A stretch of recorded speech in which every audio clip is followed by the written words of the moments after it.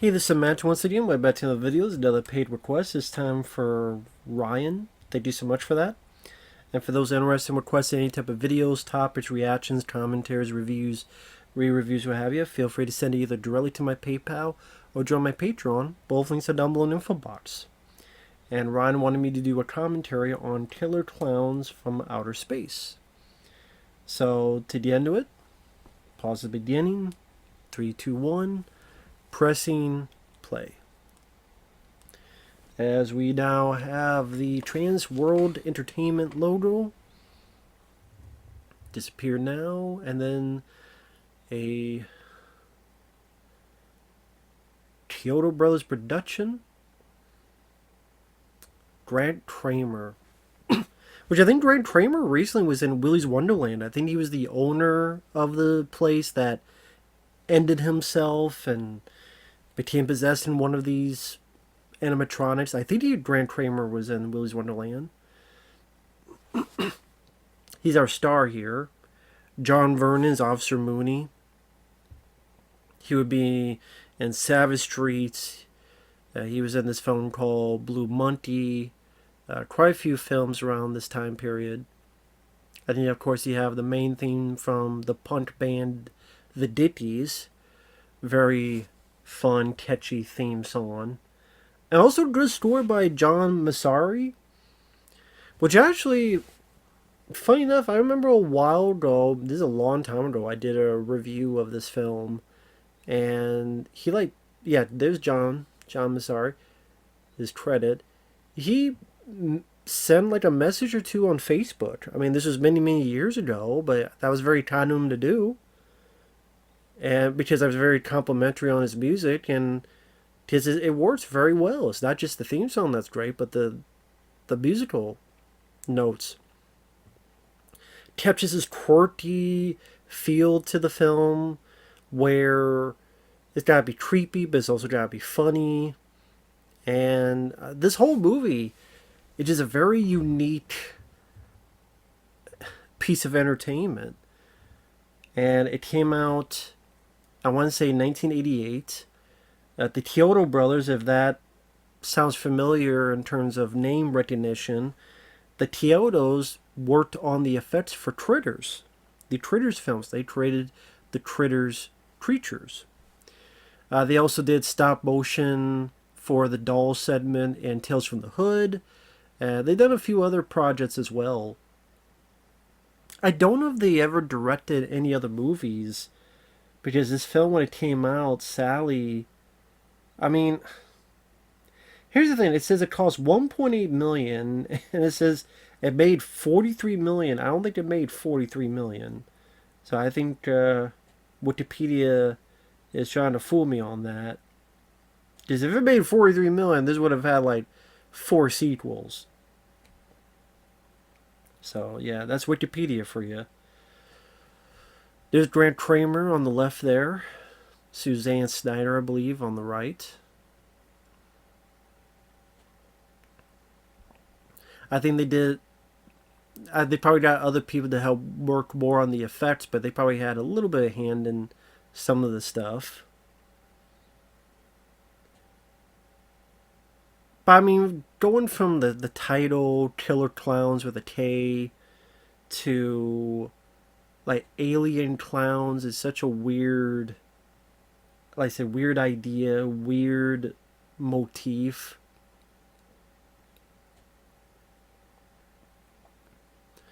There's these ice cream cone morons, so to speak.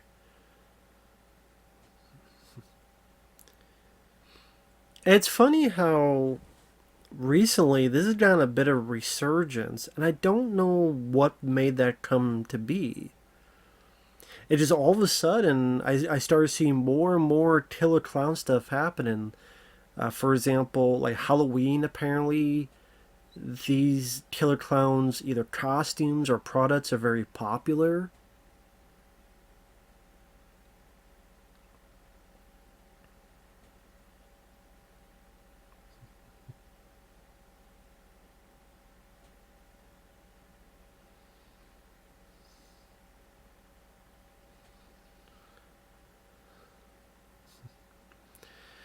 But yeah, like those Halloween decorations and costumes are becoming more popular. Like that type of stuff.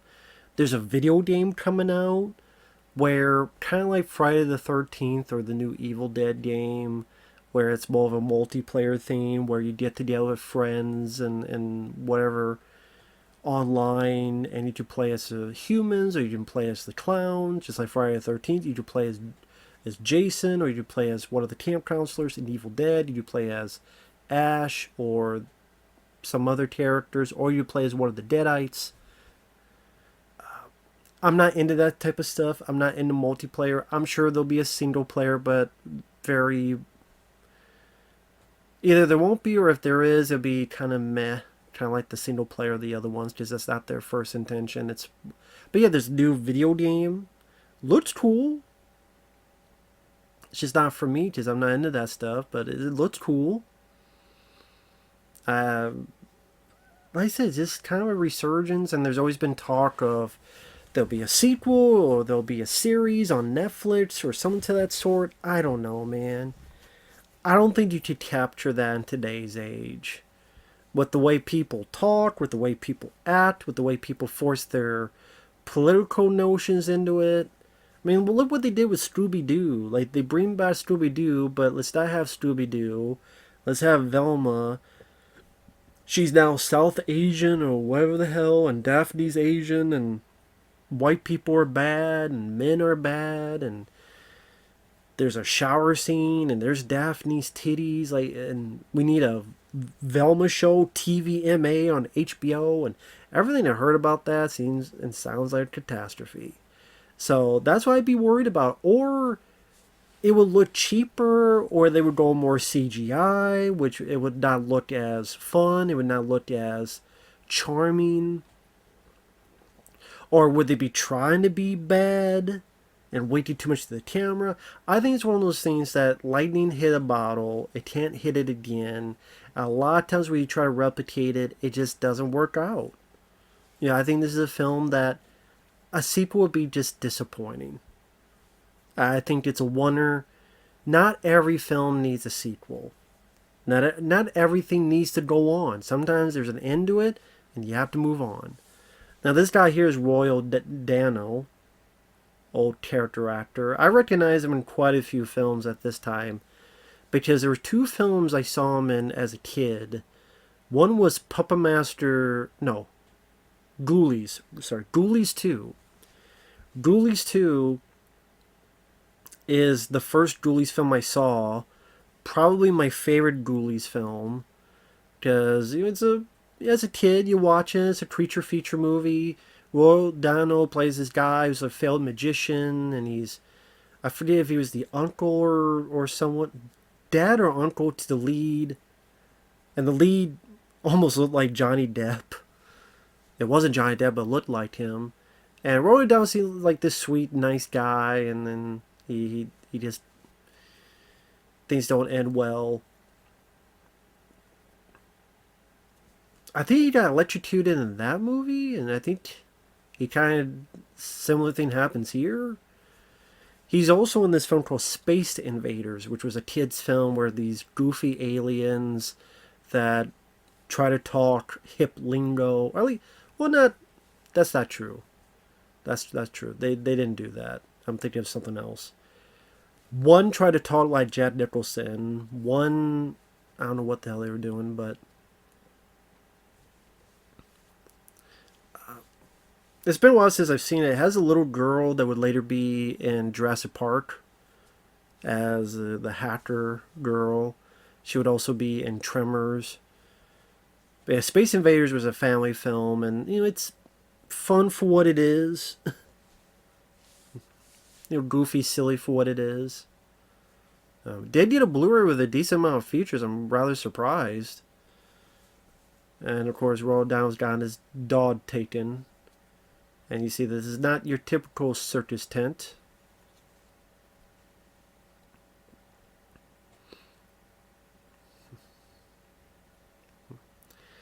But Sally's not going to last too long in the film. There he goes. That's definitely like a 1950s type. Well, okay, I mean, I guess he survived that part, but he's not going to be in the film too long. I think one of the cotton candy. I guess I got confused with Ghoulies 2 because he did get electrocuted and here he got fried, but the cotton candy done. Was definitely going for a 50s feel. But just like the look of the clowns are very creepy but quirky looking, and I think some pretty good, practical effects. I love the designs of the clowns. I think some of them were used later in Ernest Scared Stupid. Like they took the designs and they redid to look like trolls in Ernest Scared Stupid, which the Chiodo Brothers worked on the effects on that film. Now this guy here, Dave, I believe that's John Allen Nelson. Which I think originally he was supposed to, his character was supposed to die at the end, but audiences didn't like that, so he somehow survives. Yes, that wasn't the first intention.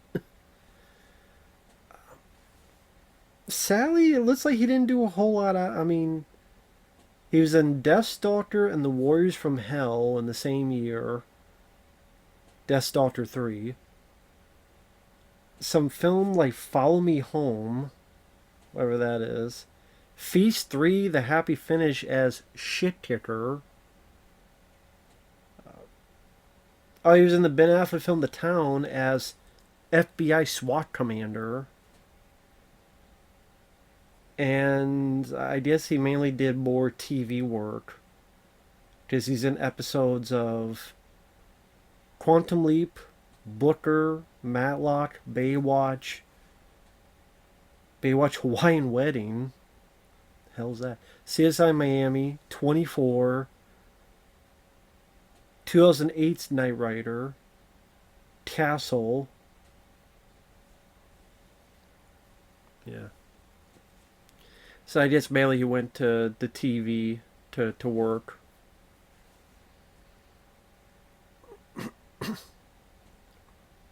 Oh, he co-wrote the screenplay for Best of the Best too. Huh. Really? Yeah, Matt Storm and John Allen Nelson. So that was 93. So he helped. So the guy who plays the cop here co-wrote Best of the Best too? Interesting. I like Best of the Best too. Of course, they saw the shooting star and they come across this, a circus tent. But I think for its budget, this is a really good looking movie. Because you have effects guys that, this is their big break into movies. They want to look as good as possible with the budget at hand. So it's ambitious for its low budget. Unlike today, where you get like Welcome to Raccoon City, that Resident Evil movie that has Jack All, and there's no ambition in that at all. Just a bunch of BS and laziness. I mean, there's more monsters and insanity in this film. Well, I say monsters, but like weird, quirky stuff, and this had a fraction of the budget of the other movie. It's like people don't know how to handle budgets, apparently. Don't know how to handle money. Maybe we should learn and try to fix that.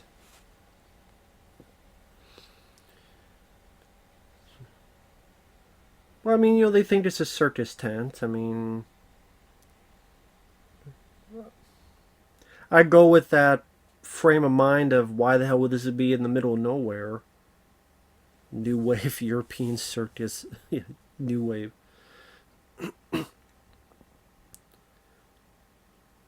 I mean, I think the actors are doing what they need to do. It's not prime A acting, but it's trying to get into the mood of this kind of 50s throwback, the silliness, the weirdness of it all. And that's the thing, I love the set design.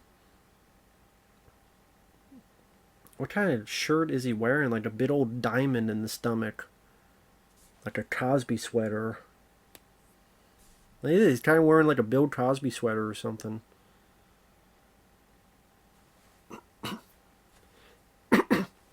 And sorry about the clearing of the throat.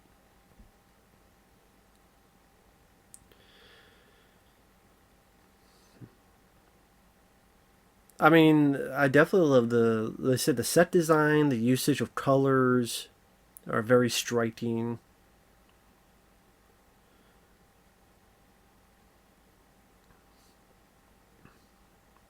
Kind of a weird version of Pee Wee's Playhouse. Well, thank God it happened. Like that is a. I mean, obviously that's like a map painting, and then whatever at the top there to make it move. But I still think. I mean, I'm a sucker for those old school techniques. Nowadays, people will look at it and laugh or chalk it up or oh, that's so fake.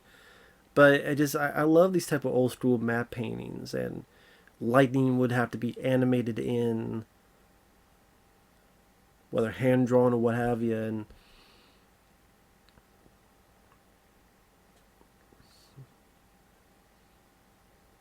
I don't know, just and that comic book feel just looks cool to me. She's about ready to throw his ass through the wall. Yeah, why'd she figure it out before you? It's called hide.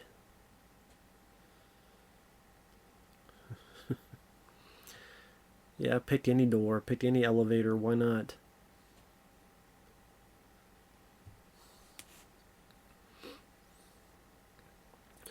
Before the days you would just have a cell phone and call for help.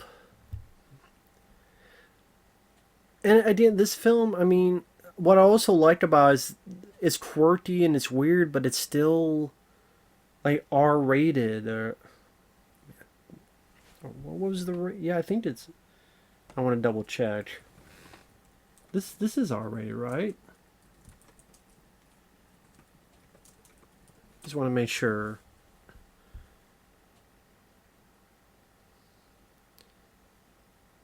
Oh, it's rated PG-13, really? Huh. I am surprised. I'm surprised it's rated PG-13. Huh. Well, I guess, I mean, it's not. There's no typical gore in it, so I guess I shouldn't be that surprised.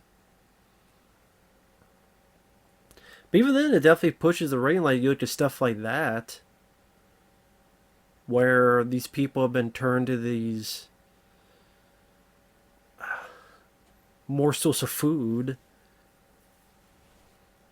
Doesn't he like put a straw in it and just drink it from? Again, this, like the idea of having these cotton candy decorations to just feast upon, and these clowns just stop for a bite to eat, like open up their own crustaceous McDonald's or wherever the hell their plan is. Just playing through the whole clown motif, not to not leave any stone unturned.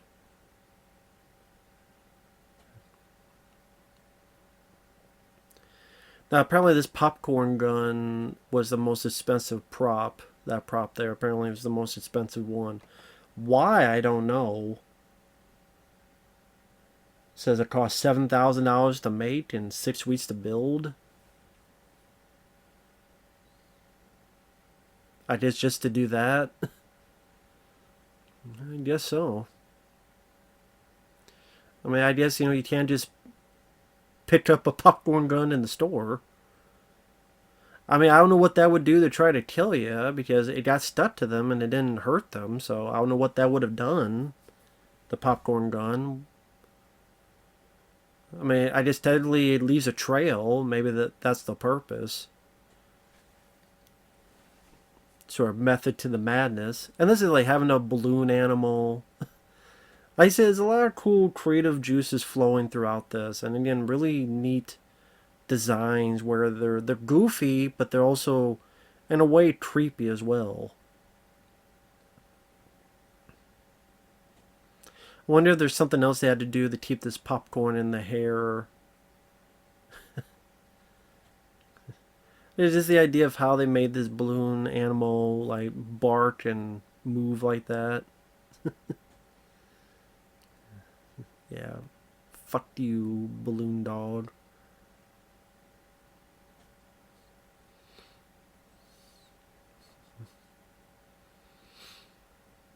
That's probably one of the reasons why, like, with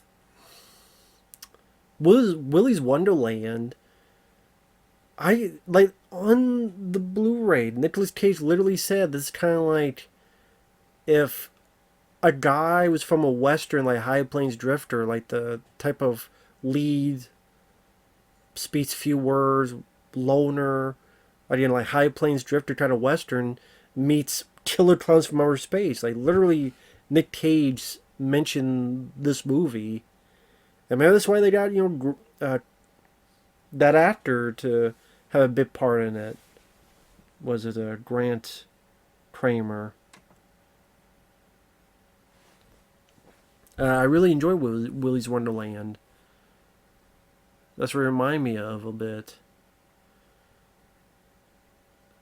I wish Willy's Wonderland, I wish the direction wasn't as shaky at times during the fight scenes, but overall, that was a nice, pleasant surprise. That was a lot of fun.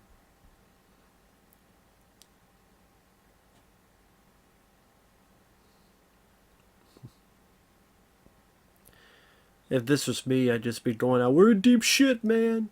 We're in some deep, deep shit. We need to get the fuck out of here. But,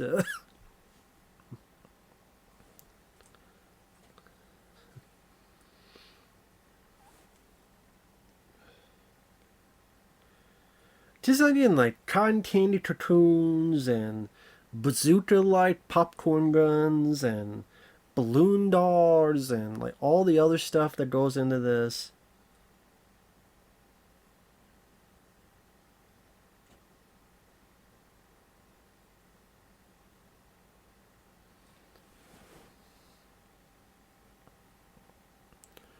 Again, just what can we do to make the to be as creative as we can.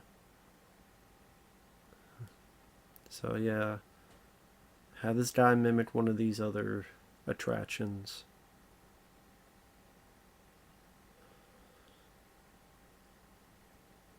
He didn't do that bad job of pretending to be one.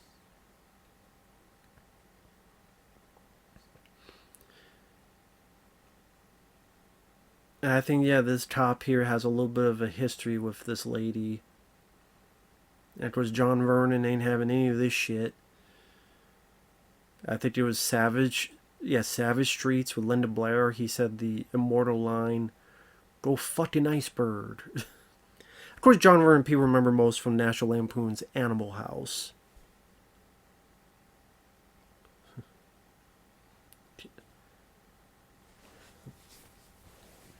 Yep, that's the title. Dave's not here.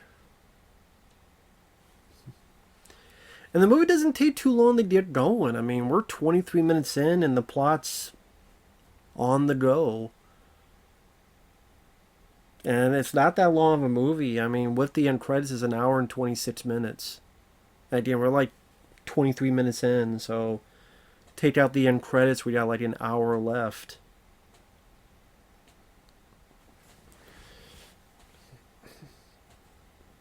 And we still got the whole. I think the straw thing is later on where they.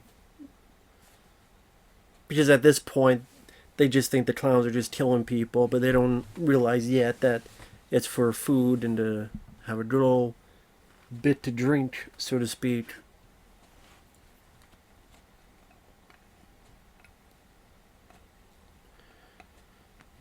Because John Vernon ain't gonna believe it until it bites you in the ass. But I mean, after Animal House, he kind of got used to doing these type of roles where he was the guy you'd want to hate and belligerent and.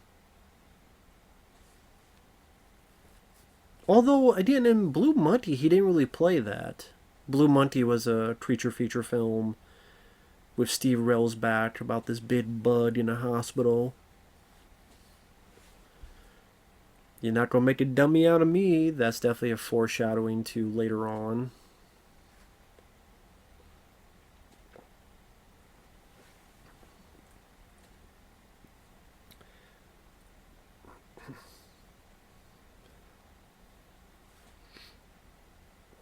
Trying to see if I can find any trivia for the film.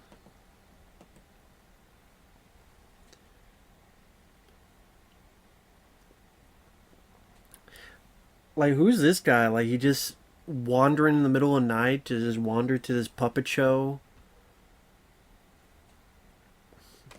I'm sitting there going like, what's he doing out here late at night and stuff? So this is a 6.2 on IMDb. Not too bad considering.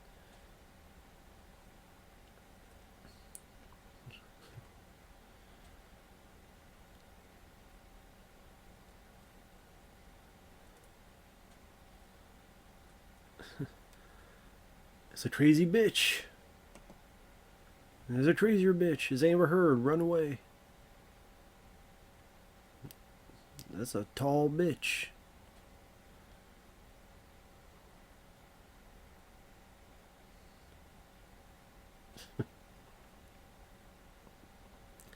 I think it's just unique, and like you see stuff like this, you go, you know what? I have never seen something like that before. Dare I say, it's original. And how rare is that in today's age?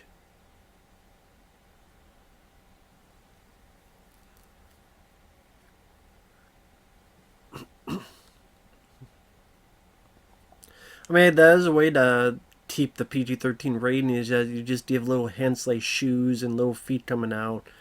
So you fill in the blanks in your mind about how horrific this all happens to be.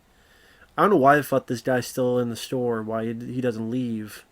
Get the hell out of town.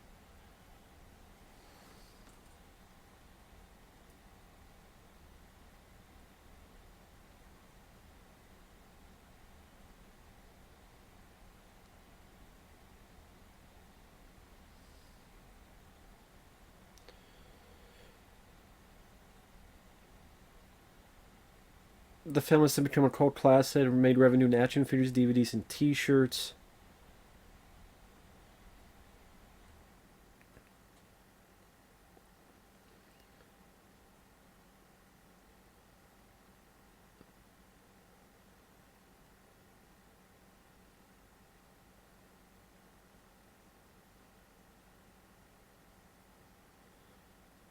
I don't know if this is true, but it says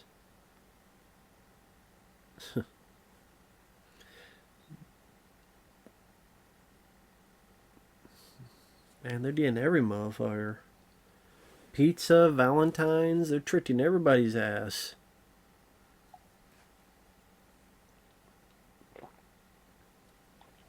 I mean, you think about this movie has a pretty big body count because a lot of these people don't get saved, if I remember.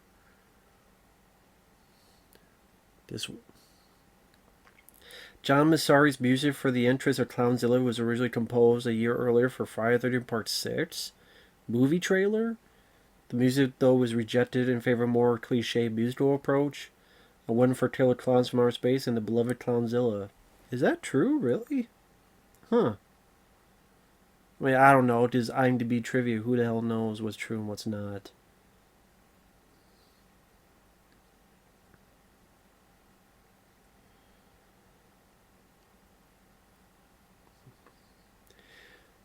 The Insane Clown Posse sampled dialogue from the film for the staleness on their 2002 Joker's Card album, The Wraith Shangri-La.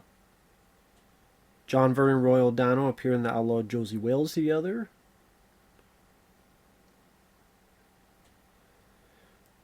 The movie's rated PG-13, is more silly than scary.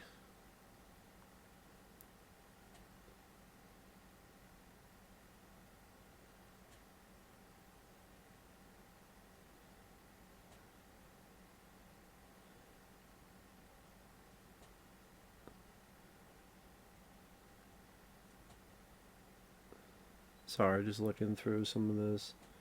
Body count at least 40.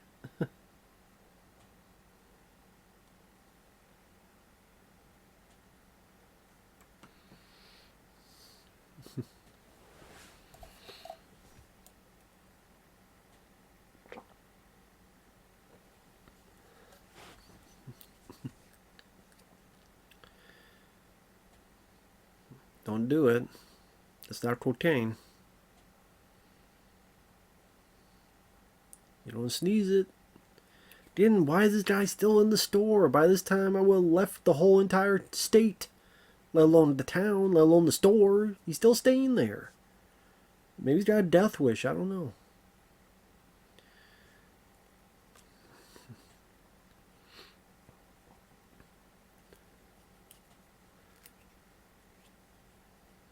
I would still be a bit disconcerting about there's a bit of a hole in the ground.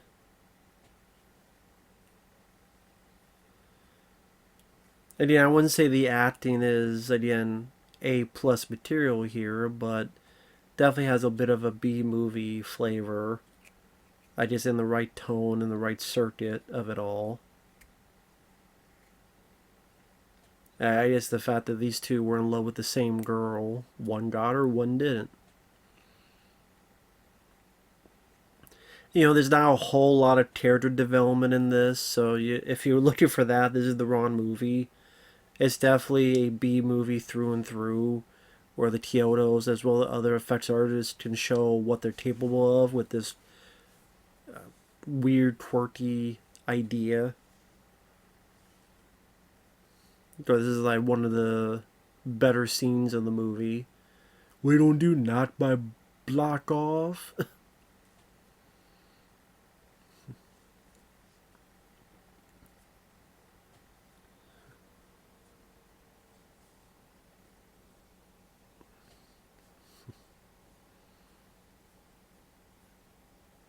It's like this guy just doesn't know what he's doing. Now it makes you wonder if the clown was actually sincere and yeah, go ahead and not beep the horn or what.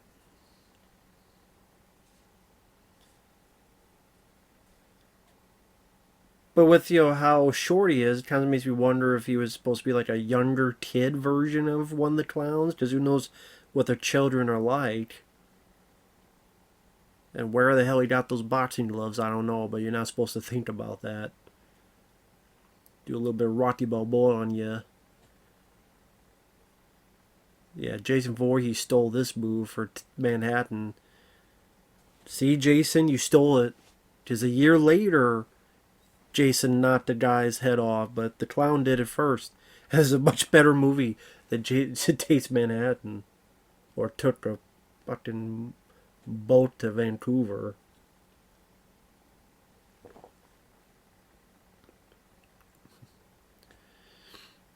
I'm not eating any hamburgers with ketchup on it. Piss on that.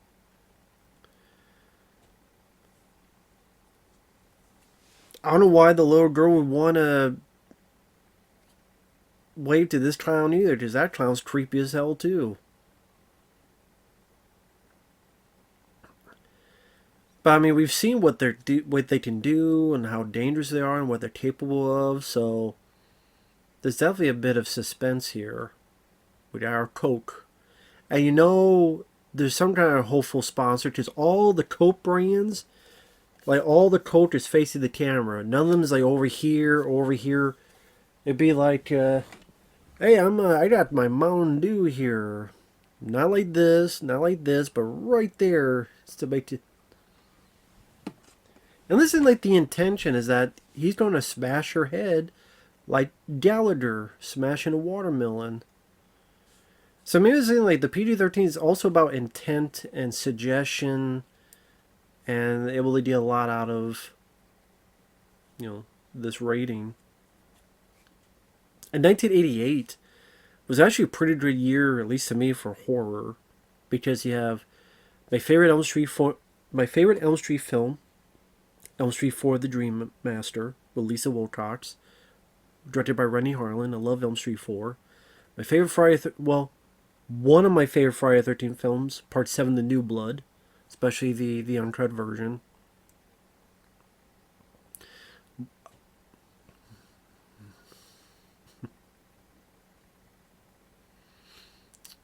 Let's see.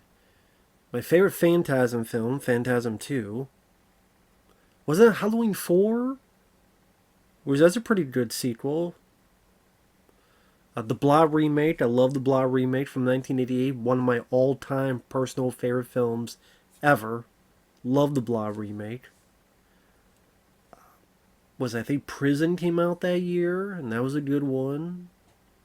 I can't remember. It's around that time when Prison came out. Maybe 87, maybe 88. Can't remember specifically. I think there's some other lower budget films. Ghost Town, I remember liking.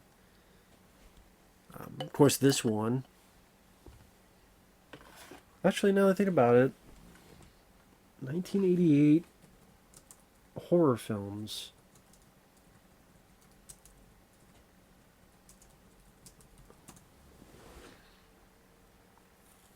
All that's left is his glasses.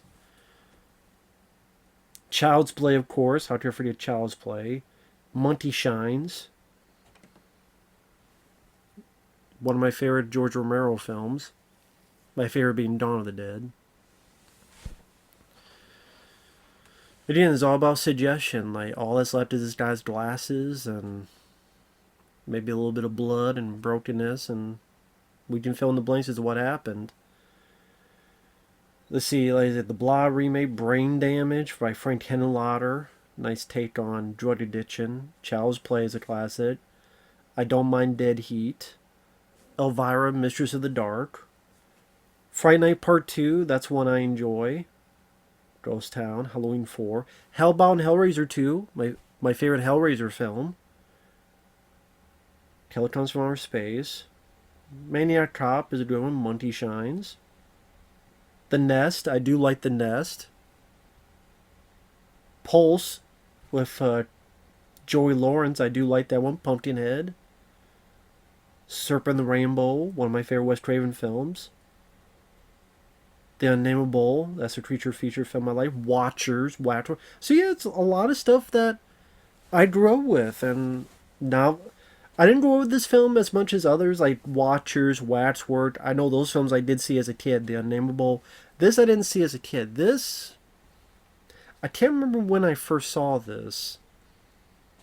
I think it must have been on DVD. I think it's just the title, what's this about, watching, going, wow, I just really appreciated the creativity involved.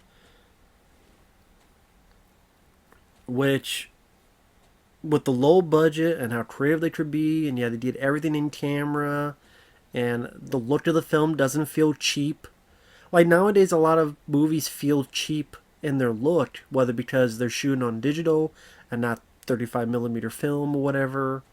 Which is probably why so many of those 35mm, they look good when they're cleaned up. Can't really do much with digital. I guess they had to make them stay so he could make this phone call.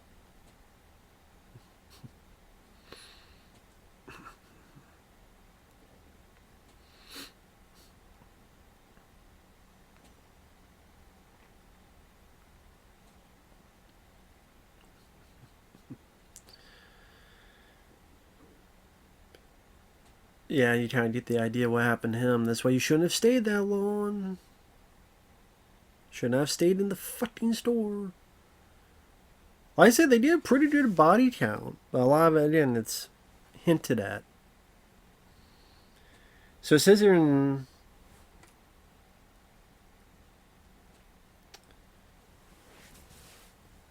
Oh, I think this was meant to be like the beginning of the film. I think that's meant to be the Joe Lombardo, the guy that... Yeah, he says, come on, Joe. That's supposed to be Joe Lombardo. That's supposed to be the guy that... When our couple was in the tent and they ripped the cotton candy and they see a face and the guy's like, Joe Lombardo. That's him. So this was meant to be near the beginning of the film. But this is not how the car was supposed to crash. See here, you see like looks like flames, like a little. There's no flames when it crashed. I apparently there's some screw up. Something was not done right. Just like typical, a car's supposed to go, big old crash, crash and burn, explosion, and then again something screwed up, so it just went. Whoop, boom. So I guess they felt, well, damn, that's not gonna be a great way to open it. So they moved it to this. That's why that guy has it was already dead, and then he's alive to die again. Oh yeah, I forgot that the popcorn, they're creatures as well. That's another reason why they shot them. That's right. I forgot about that. Like I said, I love all the different ideas they're able to showcase into this.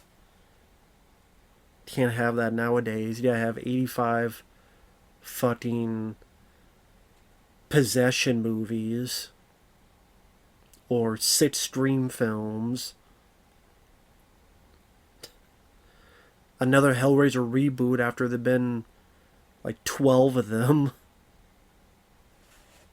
Whatever. That's why I like Willy's Wonderland. I mean, it's in spirit a film like this, but it's still its own thing.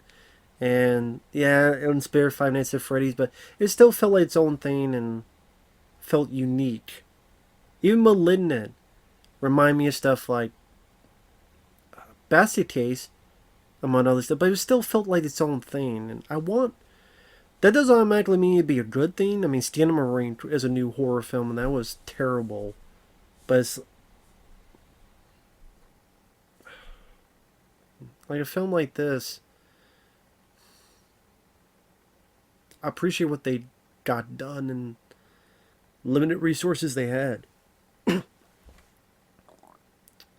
Don't do it. Gonna be a pop goes the weasel. Don't do it. Big top burger. Have to wear those hats. Well, at least he doesn't have to wear the hat anymore because he's dead. He died. Actually, maybe he's not dead. Maybe he got some sex in there. Who knows? Maybe the clowns get horny and they like guys, or both, or I don't know. How do we? We don't know. Can you imagine they make a sequel and then they involve like, this is how the clowns have sex. This is the clowns. They'll say this.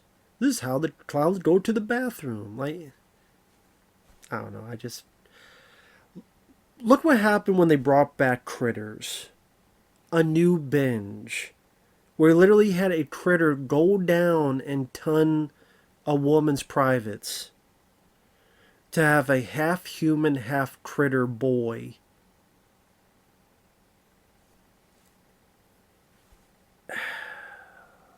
Because that's what I wanted to see. There's another cool idea, this whole shadow puppetry. Bit of stop motion. They stop motion or whatever with the shadows. Of course, it all starts innocent and fine. There's like animation there.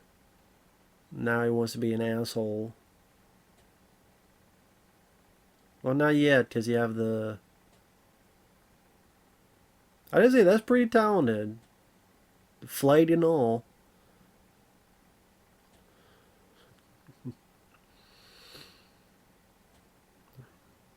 Oh. Ooh la la. Oh yeah, because they witnessed these people getting swallowed up. Yeah, let me check this out. That shadow looks hot. Is it Jessica Rabbit? Oh shit.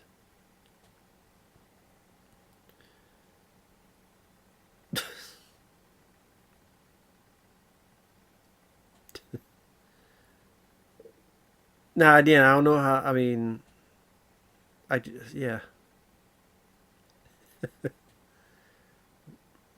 Speed kills. If they didn't hit that car, hit that wall.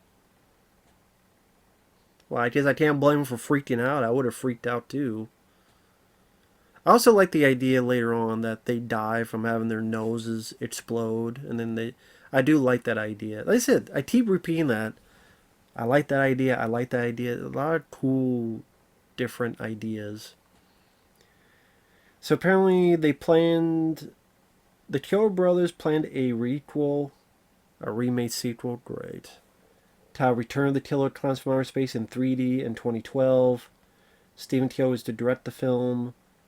Grant Cramer say this theater will return, and he'd be a town drunk whose ramblings about the clowns are dismissed. I mean, they killed most of a fucking town. I don't know why they would be dismissed.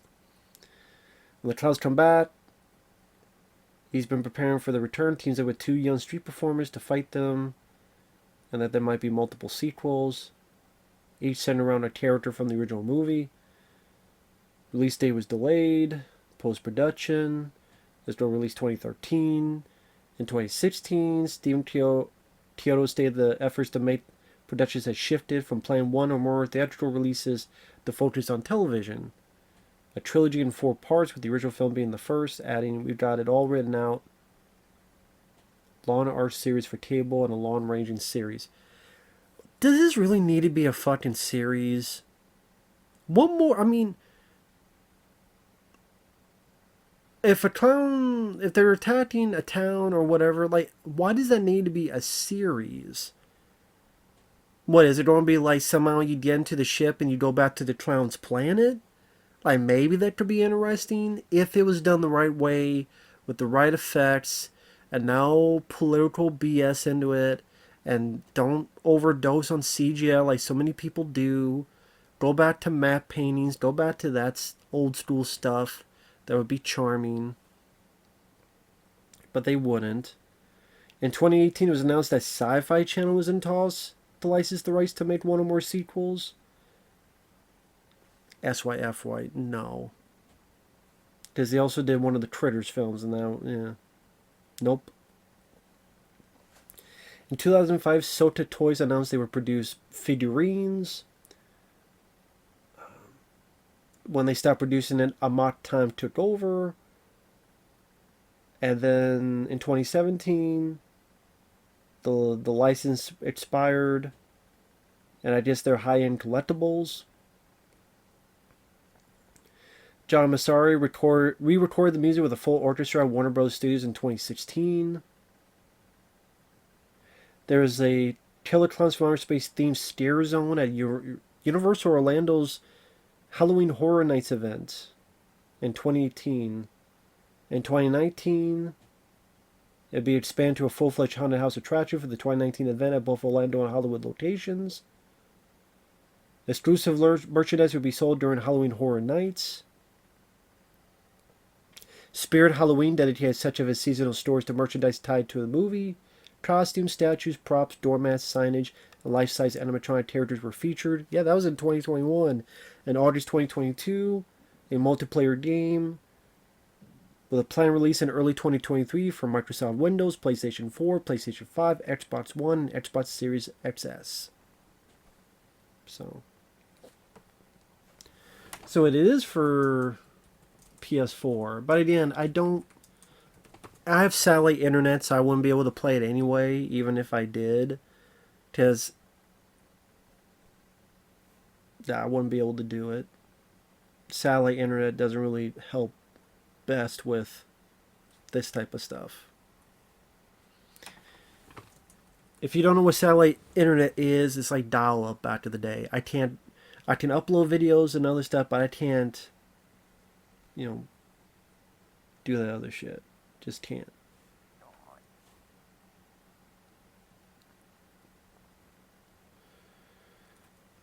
I'm trying to see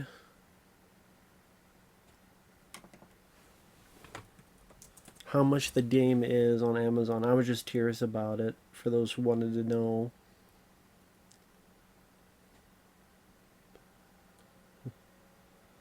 For some reason I cannot find it. Okay.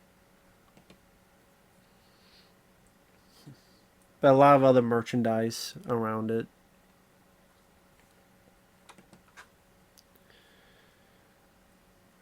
Pretty much if you type in, there's a lot of merchandise showcase with Killer Klowns.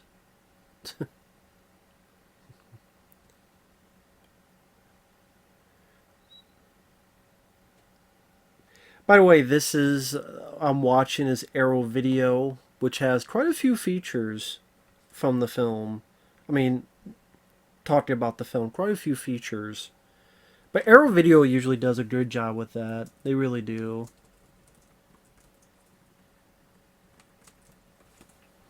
Arrow Video is a really good company. That's why I wish there's a lot of films I wish they would do. For example, I wish they would do. God, I wish they would do Jacob's Ladder from 1990, Blair Witch Project from 1999, April Fool's Day from 1986, and I think they would be better than the shit we have now. Yeah, you definitely piss this guy off. He's not going to have that. Don't take that out on your ass later. Well, if you type Killer Klowns from Outer Space on Amazon, there's 10 metal signs, there's t-shirts, there's jigsaw puzzles, there's Funko Pops.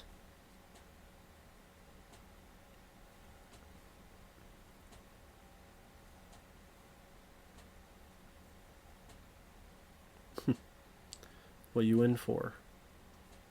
Like, there's a lot of there's costumes, posters, of course, Blu-rays, vintage posters. My favorite poster is the one where the finger is spinning the earth and the earth is tearing apart. I would say that's my favorite poster of this merchandise. In space, no one can eat ice cream.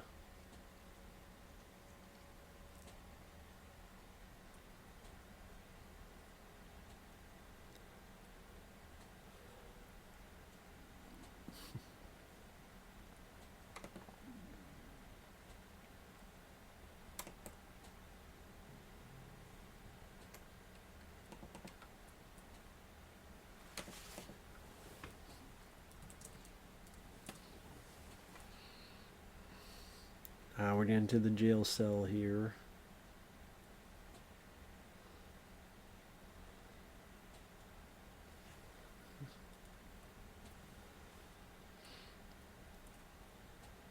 Yeah, I don't know. I mean, I don't know when the game's coming out for people who want to buy it.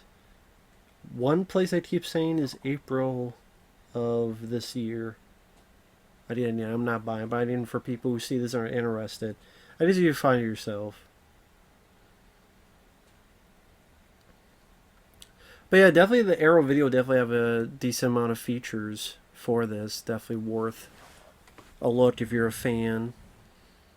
I guess there are interviews done from like 2014, at least some of them. But yeah, again, like, I know Grant Cramer, the star, is interviewed. I think the actress is interviewed. The Chiodo Brothers do a commentary. Film looks good. I think they did a good job on the look of the film. I think those two poor jamokes in the jail cell.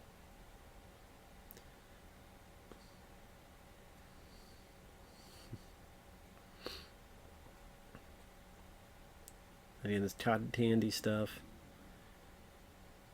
Yeah, it's like as soon as you're engulfed in that, you kind of just melting. Like I said, that image is pretty creepy looking.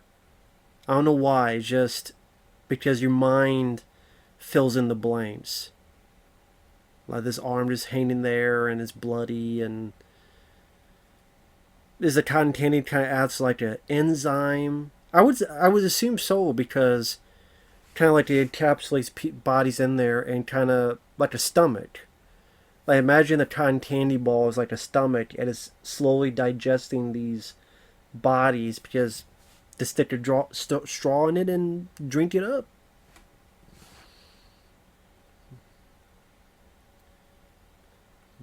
and this whole ventriloquist thing.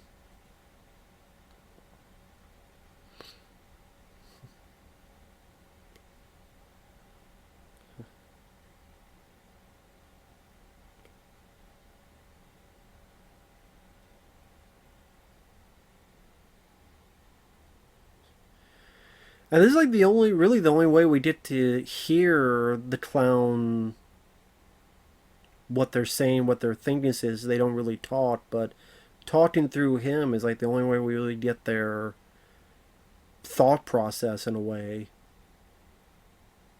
I love that thing where he splashes the blood down. Idea for PG-13, it's like we don't see it. We get the idea that he was in the guy's back. Body don't work. Get ready for the TJ Hooker stands and bullseye. There you go. Shakalaka, bitch. Turn to, I don't know, Emerald from Wizard of Oz or something. Or turn to Kryptonite. There you go. I do like that in the film they don't. So, again, some people may complain that there's a lack of character development. I can understand that, but at the same time, do think the premise, the style, the energy really carries the film forward. And I think the actors they kind of know what kind of movie they're in, and they're not annoying, they're not irritating. I could deal with them. I mean, I'm not going to say this character stacks up to, you know, a number of other characters that actually do get developed, but like I think this actor does well for what he needs to, what he's given.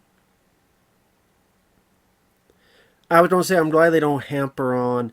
We both love the same girl, so they don't be fighting the whole time and arguing the whole time about she's my girl, she's my girl, she's my girl.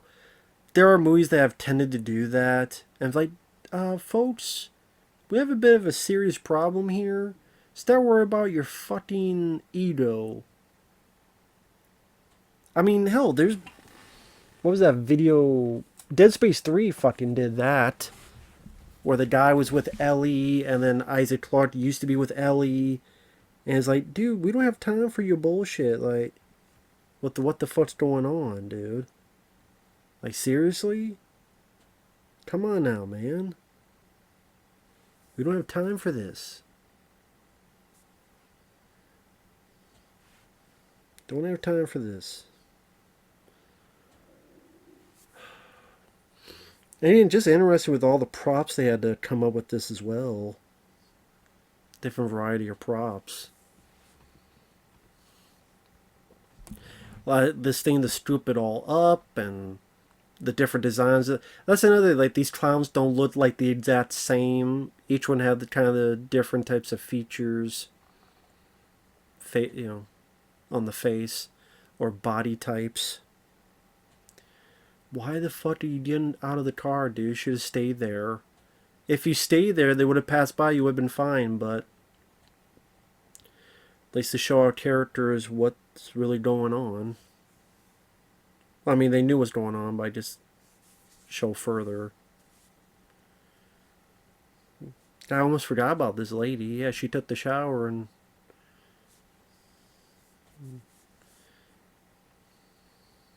we'll find out what happened to those popcorn. The Beast. Yeah, mini clown things. Kind of makes you wonder, is that how they reproduce? Like, because the faces do look like the clowns. Like, is this like kind of the babies? Like the popcorn become the baby clowns? Or maybe they transform into the bigger clowns we see? Or it's just... no, there's just a different species.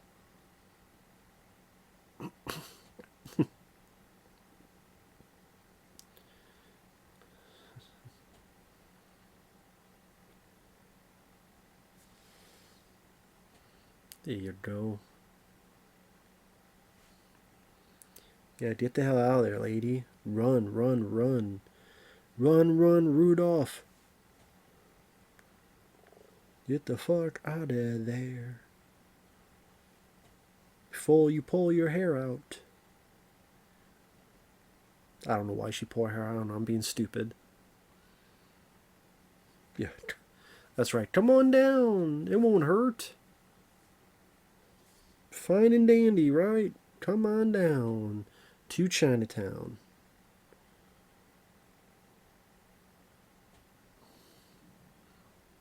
Damn. Oh, shit.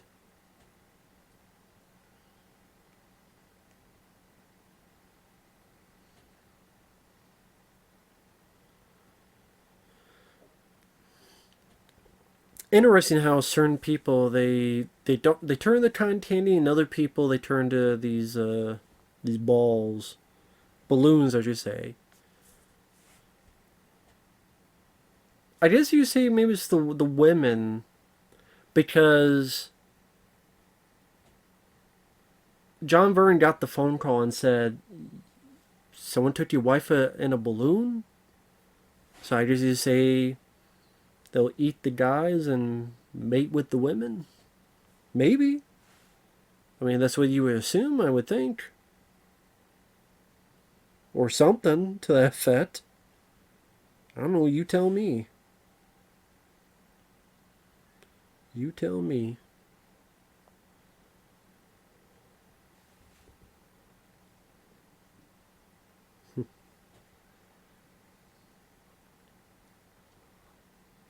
Yeah, this cop just having a bad day.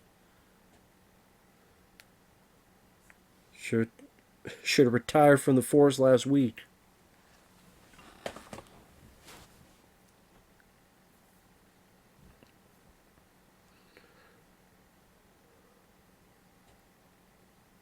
Damn. Fucker's going fast. Yeah, you tell they're speeding up the camera, kind of like a Benny Hill, or like those old silent films back to the day. Keystone Cops, in that Keystone Cops, Benny Hill type of way, speeding up the camera.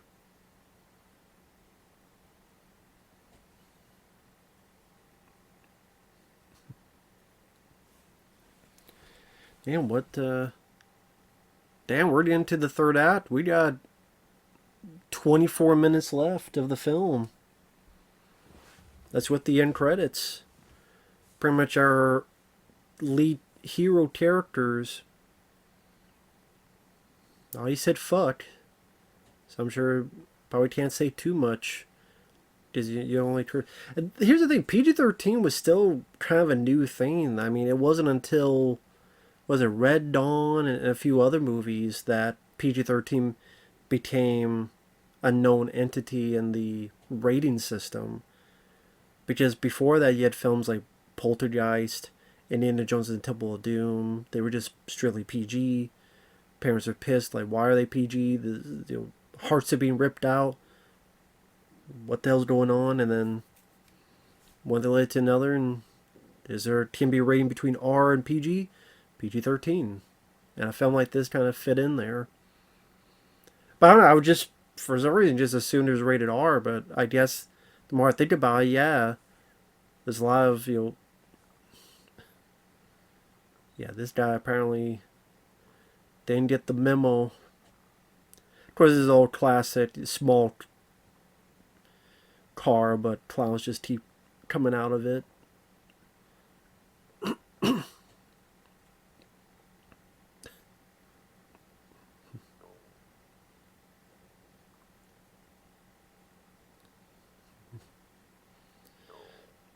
I don't know why, this cop just seems like he would fit in the Three Stooges when he says, what are you going to do with those pies? But this is what I'm talking about, like, okay, it's pies, but then you realize that it's acid, but you don't see any gore. It's just with up close shots, and it's subliminal, to be honest, about how cutaways and reveals, where it's like, oh shit, he's a lot shorter, he's a lot smaller, and there's not really anything left of him. So your mind kind of fits in like, oh my god, he got fucking melted with a cherry on top. I did this. Your mind kind of fills in those blanks that makes it seem pretty fucking horrifying. But technically, you didn't see any gore. Like, you didn't really see any gore at all. The steaming, them realize that's acid, all that. Like, you see a bit of red in there. Wad of melted ice cream.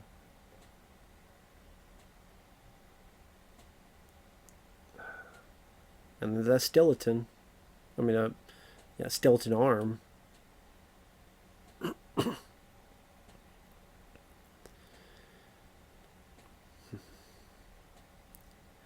This guy with the top, he reminds me a little bit of William Zabka. You know, he was in The Karate Kid and a few other films. Like, if William Zabka got to be a good guy, which I think he did, and I guess he's become one in Cobra Kai. I think, what was it, Python? Maybe that's why, because that's what it reminds me of. Billy Zabka played this same type of character in Python, where he was a cop and the lead guy, and they were both in love with this girl. But that one dealt more with, I'm in love with her, and she chose you. And then they even got into like a fist fight. Although I'm not a fan of Python, but Billy Zabka I didn't mind in the film.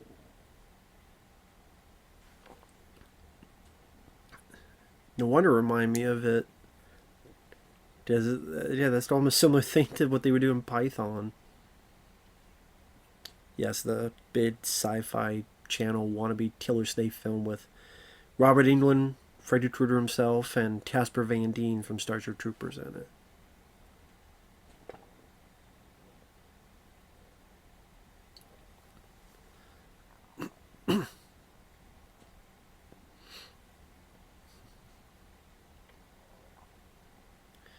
Yeah, you shoot him in the nose.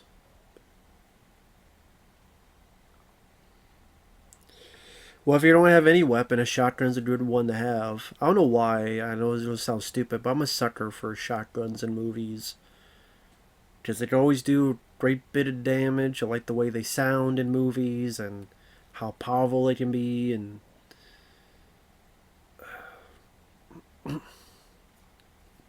never touch the red button.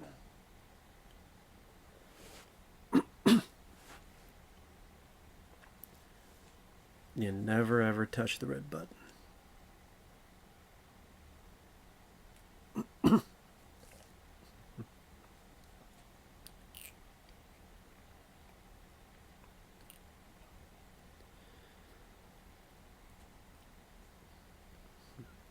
That's what makes me wonder is like, is there anybody left in the town with how they were picking like everybody up? Because you didn't really see anybody like get out of town, and again, it seemed like over 40 people were gone. So, oh yeah, aren't there clown ladies that these two ice cream guys encounter? I just remember that. Yeah, I think this is the scene here.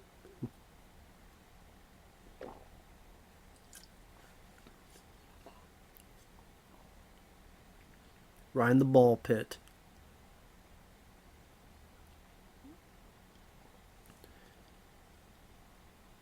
And these female clowns ready to play with some other balls.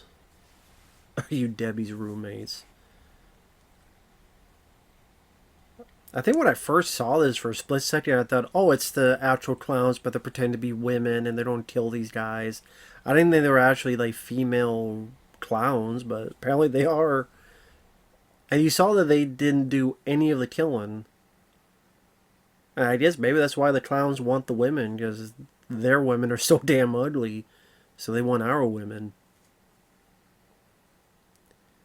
That's a lot of the. Damn, that's a. Well, he says it looks like they got the whole town. So did they get that little girl that was waving?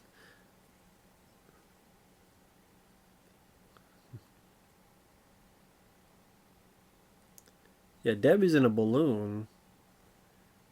I mean, what made them pick who goes in the balloon and who's not? Like I say, is it the women that's in the balloon? Like, are there people in those balloons then? Behind them? Well, now we're in another scene, but...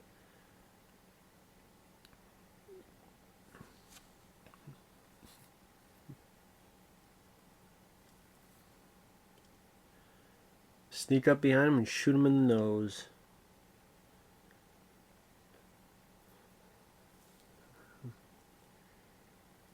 Oh, this is the straw moment.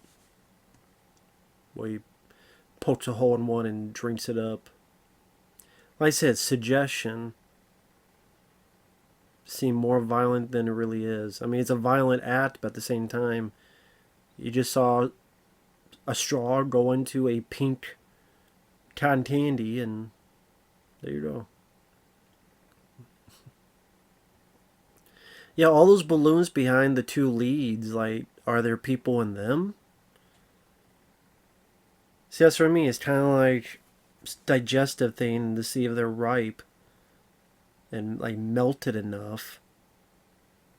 I would assume melted enough to drink up. With Folgers in your cup.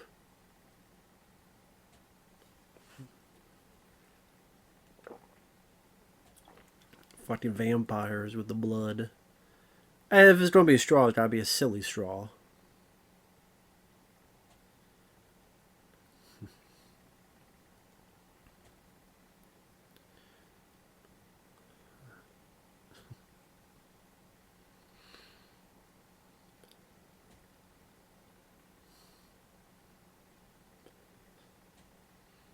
Jesus.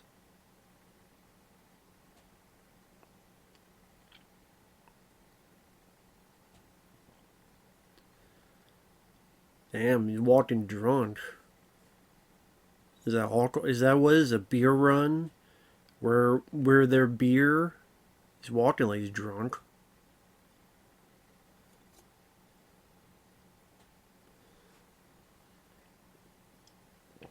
Yeah, it looks like they apparently already killed the entire fucking town.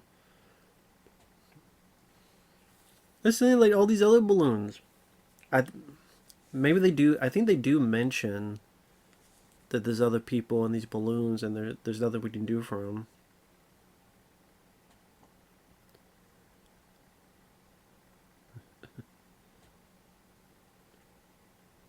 There you go.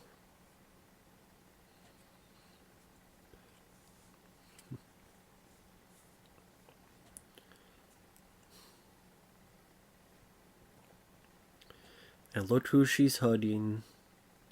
The guy who's actually doing something. She's hugging the cop. The guy was actually doing something. Then after this, she's going to dump this guy and go back with the cop. At least he does say that. There might be people in these other balloons. At least they do bring that up. At least they do that. So, because it was the same thought I had.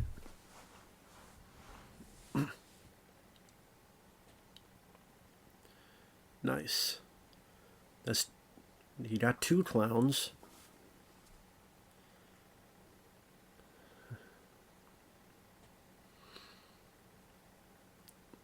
Would have been nice if he got to kill like some of the dude. Does he like the little clown and stuff? I'm trying to remember. It's been a while since I've seen this. I don't remember the details on some of the finale. Yeah, move your ass, dude. Bullseye. Again, with every bit here, again, what can we do?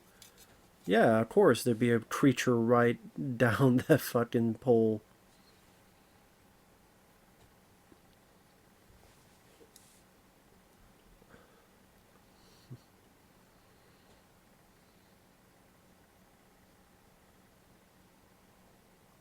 And more likely, that's why a lot of these places have this black background, because they're shooting in a studio, whatever, and they don't have the money to fill up the background. So it's like, yeah, just have these random bits, repurpose the set. Yeah, for all you know, these balloons will explode with nails shooting your face.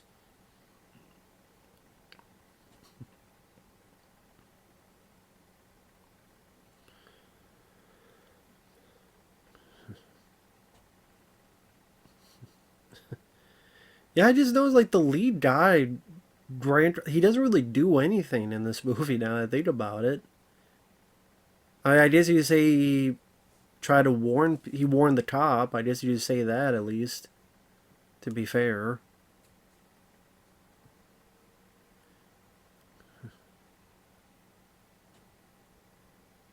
Aim and fire. Yeah, where's the little guy? Just repeating, another door. Another door. There you go. Damn, you didn't have that many bullets in there? What the fuck? Or shells, I should say.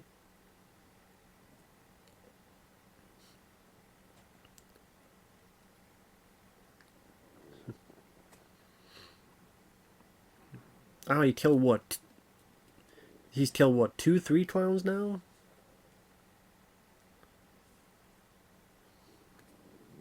That's right. It would have been nice if like he got more guns and they could have like had a standoff, like shooting a lot of these clowns, and them exploding in different ways. There's the little guy, little asshole clown. I said it would have been nice to just go in and just really kick these guys' asses, or try to kick their ass physically, knowing that you could just destroy their nose. But it's not that kind of film. Bring Nick Cage in there, he would beat the shit out of all of them. His Willy's Wonderland character. There you go.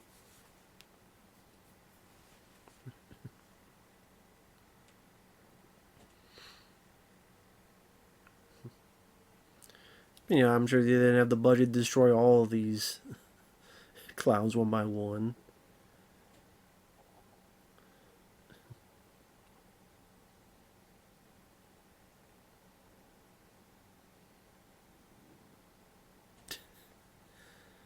Well, that pretty much shows you what they've been doing.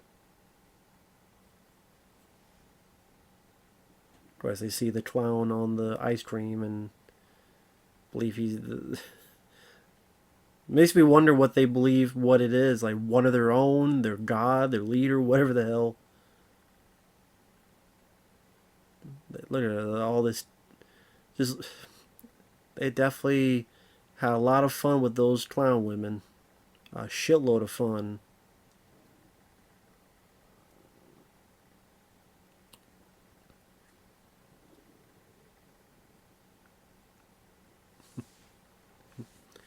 Yeah, big old lips and all. Here comes, was a Clownzilla.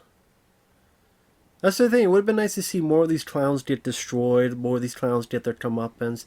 At least a handful of them, like some of the major ones we've seen throughout, like the little one that knocked the guy's head off, and the one with. It would have been nice to see a bit more of that.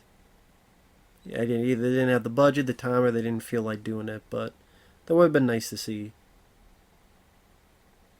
Now, I believe one of the Chiodo Brothers is in this suit as Clownzilla. And the rest of them, they just drop down like a ventriloquist type of thing. Now, this is the bit here where it's like, this thing gets thrown and it fucking explodes. They hid in the freezer. But I guess with this type of film, you either buy into it or you don't. It's not just the truck gets thrown out, but it explodes as well. So look how it throws. Boom. And explosion. I think it would have been ballsy if you actually did kill those guys off. That would be like, oh shit, like the silly, goofy comic relief characters, they got killed off? Wow.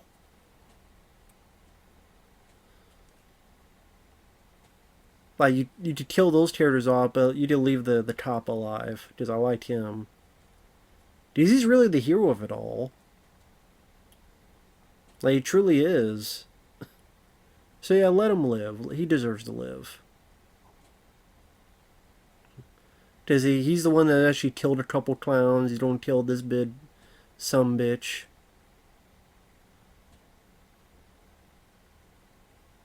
I just realized he had a pistol, so why didn't he try to shoot that when he was out of shotgun shells? So here's getting ready to leave. I mean, they already took most of their damn town.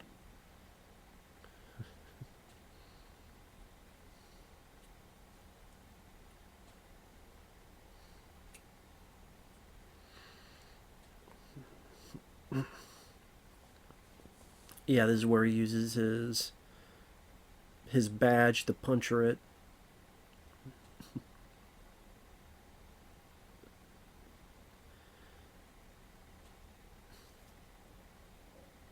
Well, I guess there's a couple. I guess there's a couple people left alive in the town. Got a couple cop cars there.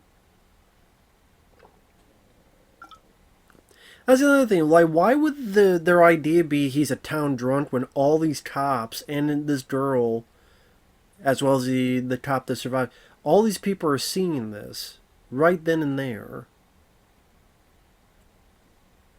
Like, they're literally seeing all of this. There you go. Pop goes the weasel, motherfucker.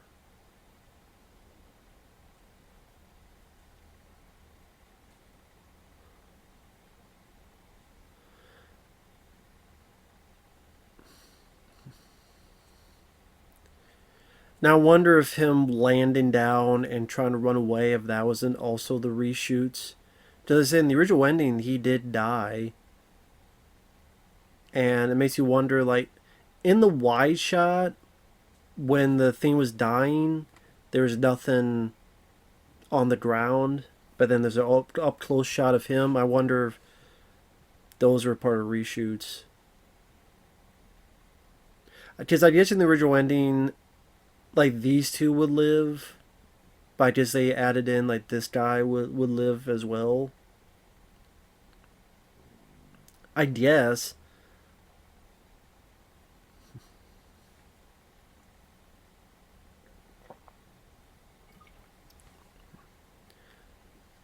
Unless all of them were going to die. I don't know the details. I just heard that originally the fucking cop was going to die.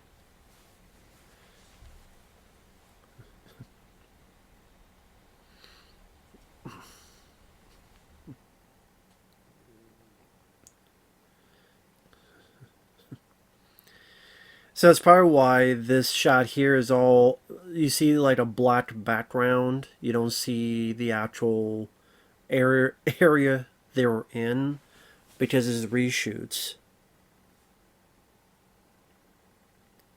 I didn't, like, where's the background?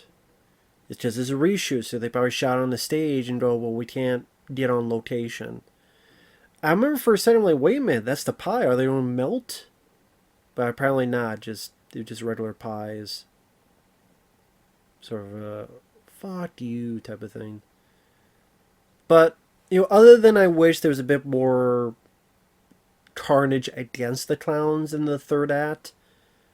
Like if they had gotten some more guns and gave it to the lead and even the ice cream guys, and then, or the lead and the girl and the three of them are taking out clowns left and right, and they form like a circle. I think that would have been cool to see. Because, like, the girl didn't get to kill any, the lead guy didn't get to kill any clowns.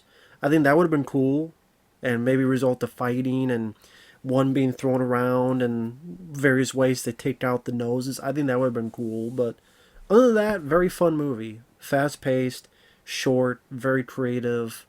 A lot of stuff that they really got away with in a low budget that's very commendable.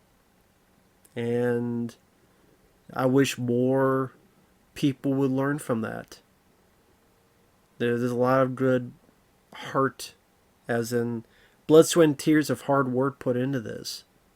With the matte paintings and the props and the type of special effects they used, the designs. Robert Studios Design built it. People who were in the suits, the sculpting, all the stuff saying here. Fantasy 2 film effects. Some fun charm in the effects. But yeah, overall, I guess to mention real quick the features. There's Let the Show Begin, which is an interview with the punk band The Dickies. The Chiodo's Walk Among Us, looking at the making of Chiodo's childhood films. So I'll look back at their past and showing their early films. Steven Chiodo provides a tour of Chiodo Productions in a 2014 featurette. Interview with Grant Cramer from back in 2014. Interview with Suzanne Snyder from 2014. Interview from back to the day. Visual Fest with Gene Warren. Interview from back to the day with Charles Chiodo and Creature Fabricator on how they brought these things to life. Composer John Mazzari.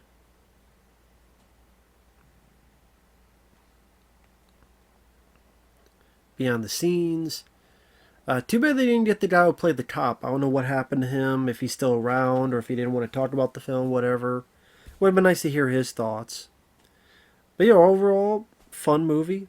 Thanks once again. Take care. We'll see you guys later. Bye-bye.